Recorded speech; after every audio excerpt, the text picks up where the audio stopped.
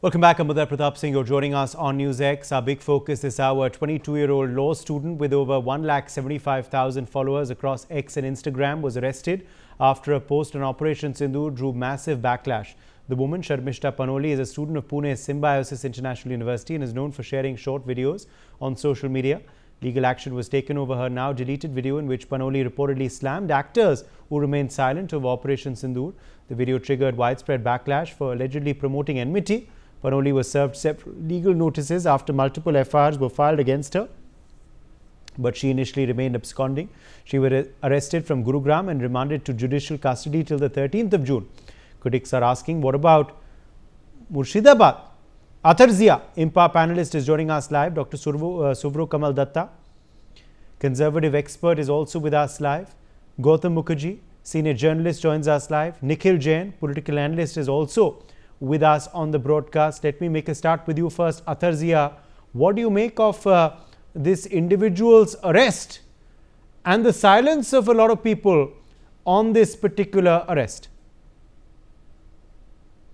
You know that as far as freedom of expression is concerned, it is guaranteed in our constitution. But there is a limit, and a lot of people are being arrested on just expressing their opinion. A recent example is Ashoka University professor, and there are many.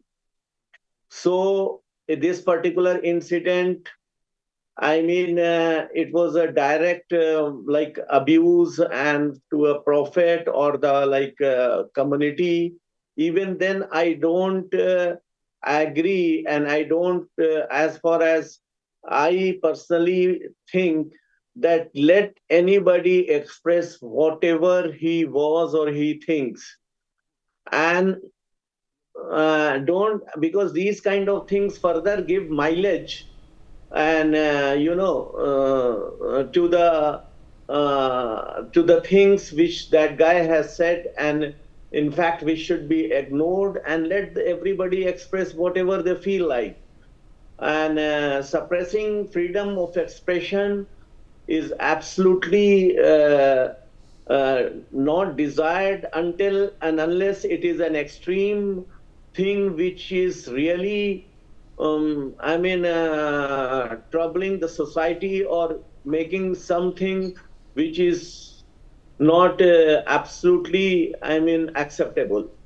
So this is my view that. So you are condemning this arrest, Athar? You are condemning this arrest? Yeah, every arrest, thousands of arrests which has been made in last 6 or 1 year on the name of very minor incident. Somebody posted, somebody forwarded by mistake, somebody this. So in this particular case, you believe nothing wrong was there, but this is a wrong arrest. Even if it is wrong, she should not be arrested. Okay, she shouldn't have been arrested is what you're saying, but you're saying the other arrests also before this also were wrong. Those should also be equally condemned. Okay, Suvro Kamal Datta, come in here. Suvro Kamal Datta, come in here. Athar Zia saying this arrest is wrong, but so are the other arrests then earlier too. What do you make of his stand, and also this arrest of Sharmistha Panoli? What does this tell us? Well, first and foremost, whatever Sharmistha Panoli had said in the heat of the moment and the language which she used was absolutely uncalled for, and I think it was not in a correct way, and such explicit should not have been used. I condemn that. Having said that, then she realized her mistake on a second thought, and she tendered in a public apology, deleted the video, gave in a public apology in social media. I think the matter should have ended there itself. What appalls me is like more senior kind of derogatory statements have been given about Hindu gods and goddesses and about Hindu religion in the past by Mohua Moitro, then by Sharmistha Ganguly, Virat Kim, and the recent explicit used by Anubrata Mandal against a police officer in Bengal. These are something much more horrendous and much more explicit. out here, one state government's chief minister has the audacity to say about Hindu dharma being a Ganda dharma, and another chief minister of another state says, Sanatan dharma should be eradicated. No court of the country takes in suo moto cognizance of that, and neither it is, any judge issues in the order for sending such type of people who repeatedly keep on committing such kind of activities just to tarnish a particular community and a particular sect and a particular religion. There is no order for judicial remand. That's one.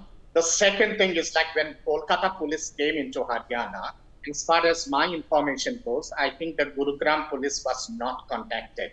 It is under the mandate of the law that the local police should be contacted before making any arrest.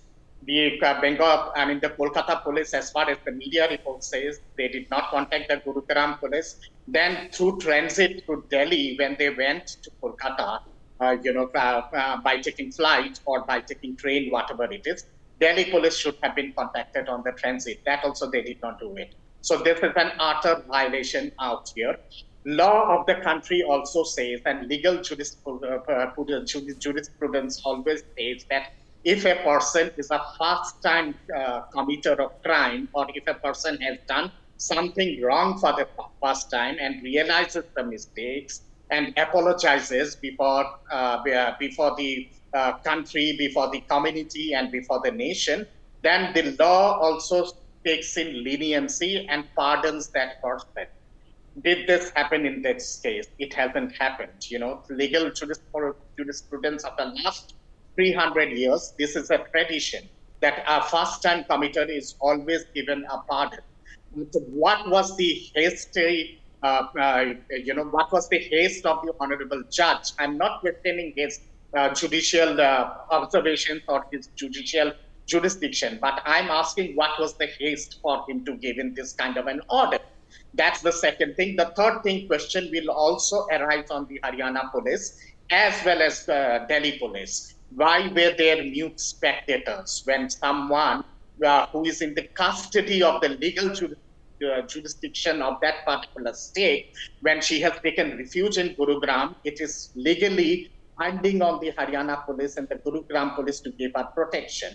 Why is it that the Haryana police and the Gurugram police chose to remain a mute spectator?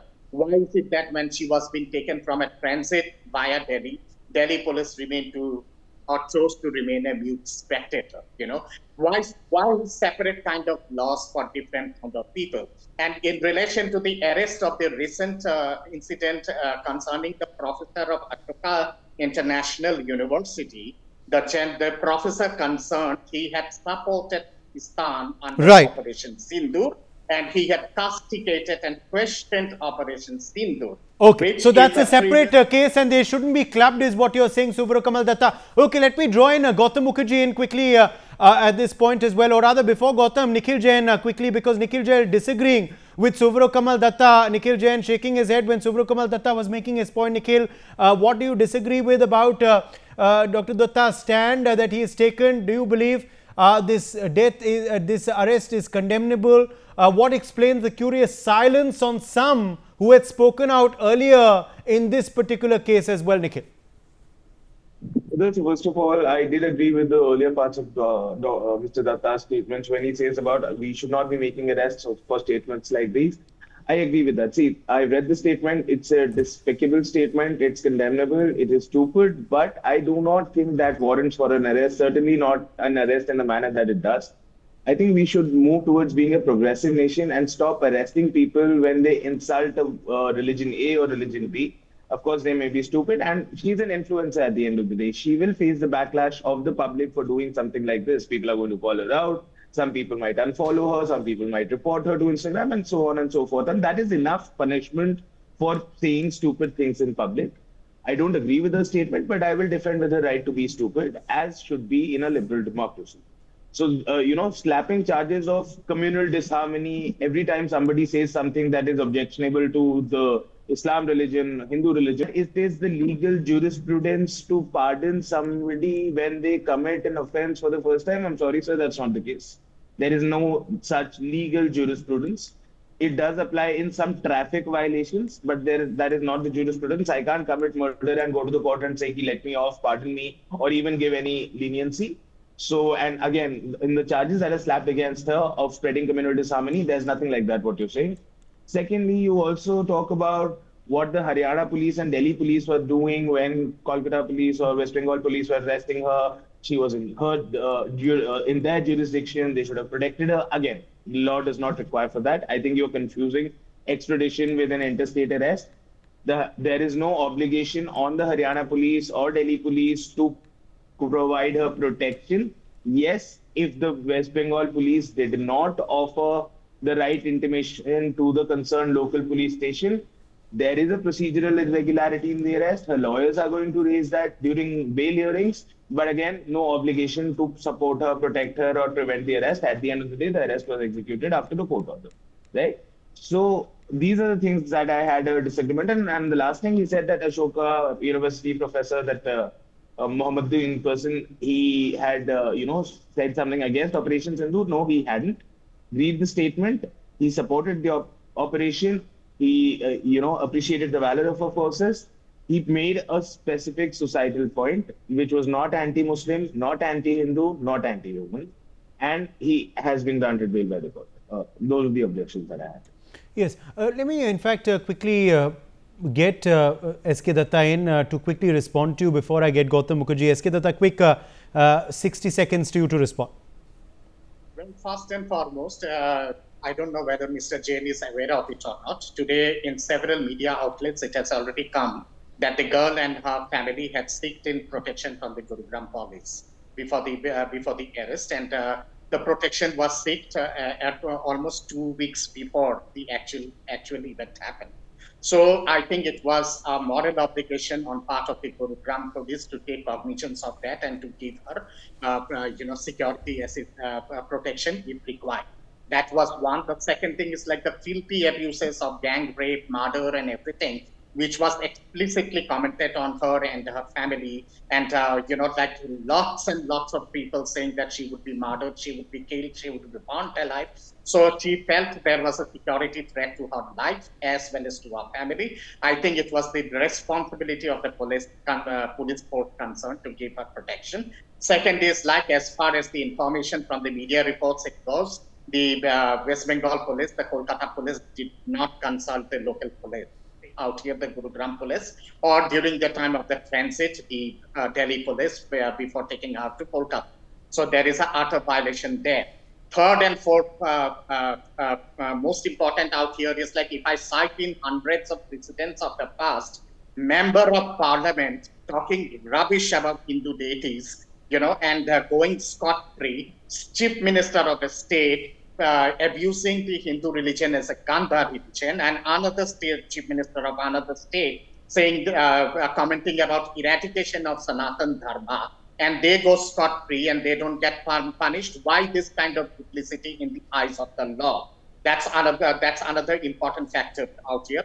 I don't want to go in for a lengthy debate out here. Otherwise, I can cite in hundreds of examples where a first-time offender has been given pardon by several judges of the. Okay, point taken. Gautam Mukherjee, come in here. Gautam Mukherjee, come in here on this debate, of course, on the freedom of speech and also the arrests being made. Which arrest is correct? Which arrest is not? The silence of some on certain arrests, outspeaking in certain other arrests. This selectivism is also being condemned. Gautam Mukherjee, what is your take on this Sharmistha arrest?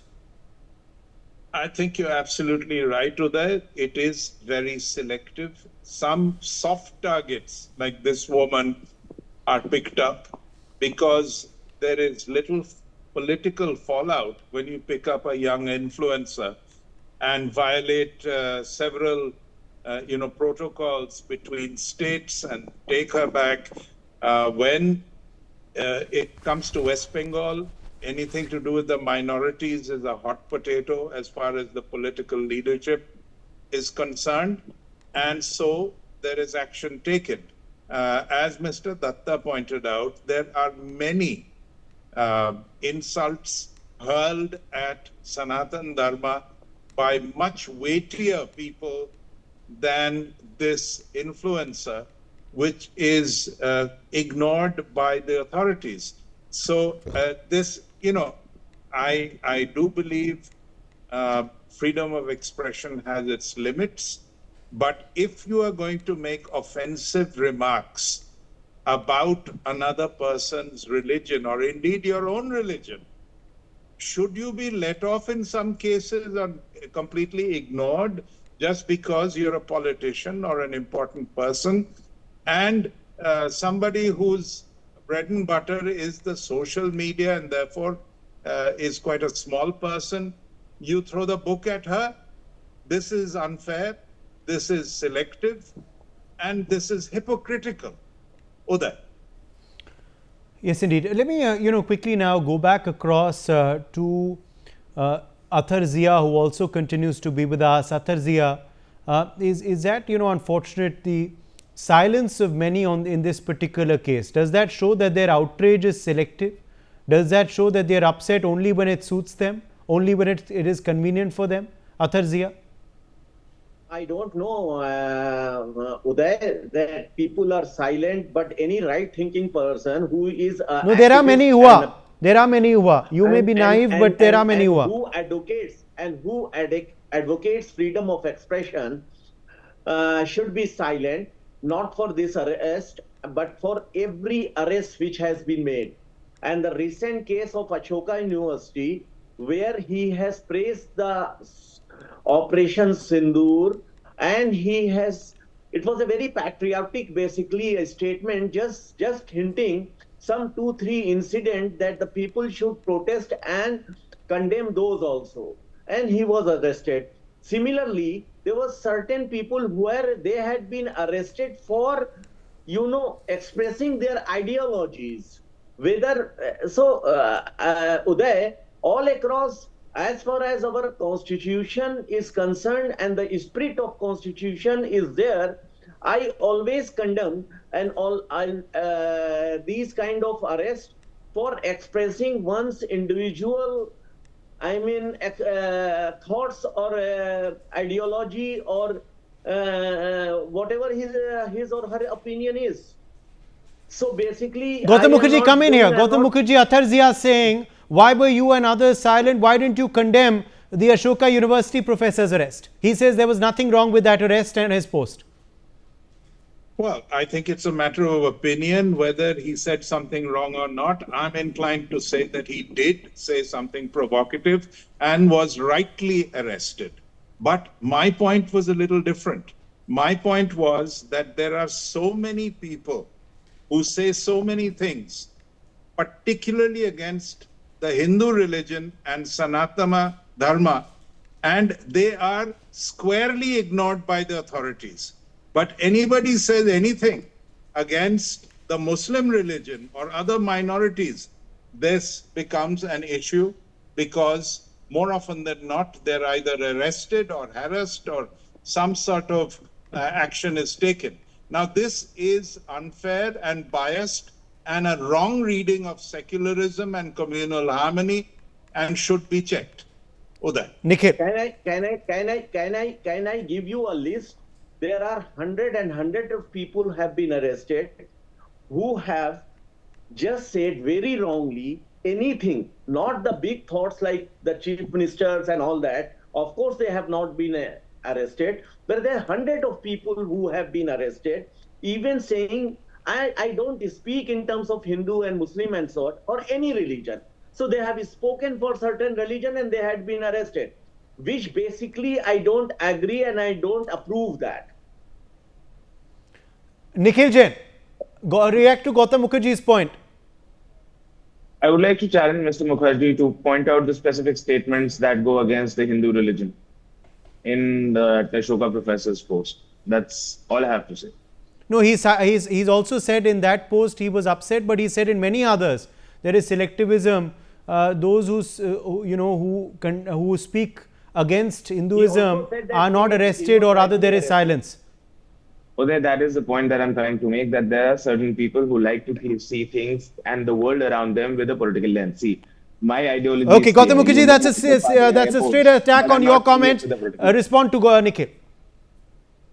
Well, the point about it is that it is highly politicized and has nothing to do with freedom of expression or right and wrong. It is hit who you want to hit, and particularly if it's a soft target without any political backing, and leave the other ones alone as if they have done no wrong. This is not freedom of expression. It is politics by another name. That's very good, sir. But so that's very good. But can you please point out the two statements or a single statement in the professor's post that you think are anti-Hindu? You said they are. Please point out the specific statement that you're talking about. I can't remember exactly. SK Datta, SK Datta. That is exactly what happened with the State Women Commission chief, who had also urged for an FIR against the person when she was asked the Preeti Chaudhary issue. What's the problem? She couldn't answer. Same with you, sir. Well, Uday, can I come in here, please? Yes. Well, let me cite in some brilliant statements and brilliant takes of some leading luminaries from the political fraternity of our country. What was the statement of Mohua Moitra in relation to Goddess Kali? And how many statements did she give? Can you reject those, Mr. Jain? You cannot. What was the statement of Santani Ghosh in relation to Lord Shiva and the portrait which she made? Was that parliamentary and was that respectable? Nikhil. What was the statement of Firad Hakim in relation to Hindu religion? And can I speak? Uday, I wasn't rejecting other people. Uday, I wasn't rejecting other people. Dr. Datta, can I please speak? You've had your turn. Dr. Datta, can I please speak? You've had your turn. Uday, he can't keep on speaking over me. All right, then I'll shout. All right, then I'll shout. You're forcing me to it. Dr. Datta, you waxed eloquent in the beginning about how people should be allowed to make stupid comments and get away with it and not be jailed for it. But what you're speaking subsequently makes me think that what you really want is, it's all right to speak against Islam, don't arrest people, but the moment you speak something against Hinduism, then you should be arrested. You are, you're not taking a consistent stand. You're not taking a consistent stand. First of all, my limited point to Mr. Mukherjee was, tell me the problematic statement of the Ashoka professor, not anybody. Do not be selective. Sir, you are being selective. I am saying people should be allowed to say stupid things against both the religions. The people, the viewers will take their cause. It is not for the courts and the government to intervene. But what you are showing to the viewers is that you only want people to say incorrect, inappropriate things against the Islam religion, but you will have a talking about somebody does it for Hindu religion. I am condemn both the cases, but I will not want people to be arrested for saying stupid things. See, you do not have evidence or you do not have the right things backing your argument, which is why you feel the need to not let me speak. And today I really do not understand. This man has been continuously speaking for over a minute after you've given me the dice. He continues to speak over me. Is this the kind of debate we want to do? I'm sure your viewers are neither able to understand what Dr. Datta is saying, nor able to understand what I am saying. What really is the point of doing this sort of bickering and cacophony? Uday, I really urge you, I plead you that please stop Dr. Datta from speaking over me. Dr. Datta, you have... Uday, what is this here? I can't get into a shouting match with this person. I am condemning both. Okay, at the end of the day, the bottom line, of course, is that there should be no selectivism. And that is, of course, the moot point that many have raised against the silence of many on the Sharmistha arrest. All right, well, the jury is out on this one. Our viewers will decide. They've heard all you out carefully. My thanks to all of our guests for joining us. We've run totally out of time. Let's slip into a short break.